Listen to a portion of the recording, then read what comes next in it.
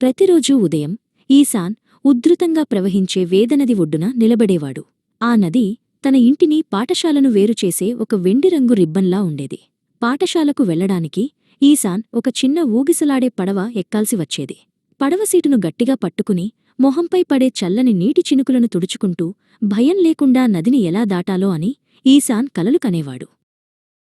ఈశాన్ ఒక్కడే కాదు, ఊరిలో చాలామంది ఇబ్బంది పడేవారు. ముసలివారు వణుకుతున్న అడుగులతో జారుడుగా ఉన్న పడవ ఎక్కడానికి భయపడటం అతను చూశాడు.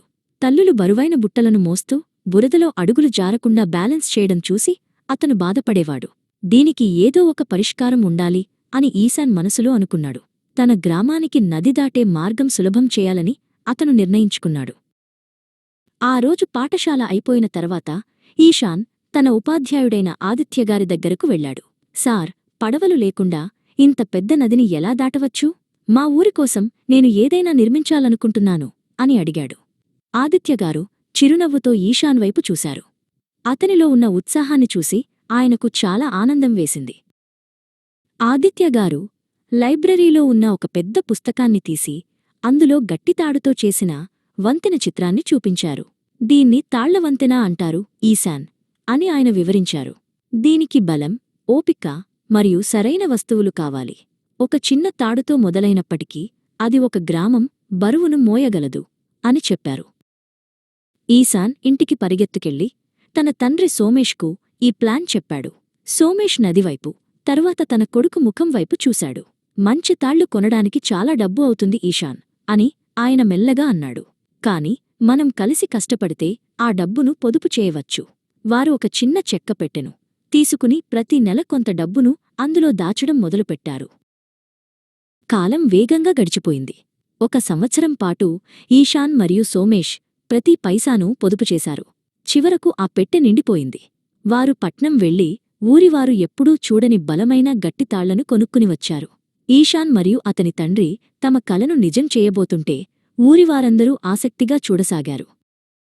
వంతెన నిర్మించడం చాలా కష్టమైన పని. వంతెనను గట్టిగా కట్టడానికి ఈశాన్, సోమేష్ వారాల తరబడి కష్టపడ్డారు. సోమేష్ గట్టి సుత్తెతో భూమిలోకి చెక్క స్తంభాలను కొడుతుంటే ఈశాన్ తాళ్లను గట్టిగా లాగి ముడులు వేసేవాడు.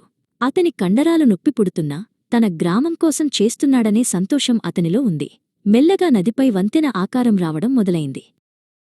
వంతెన ప్రారంభమైన రోజు ఊరంతా పండుగలా ఉంది. ఈశాన్ మొదటి అడుగు వంతెనపై వేశాడు.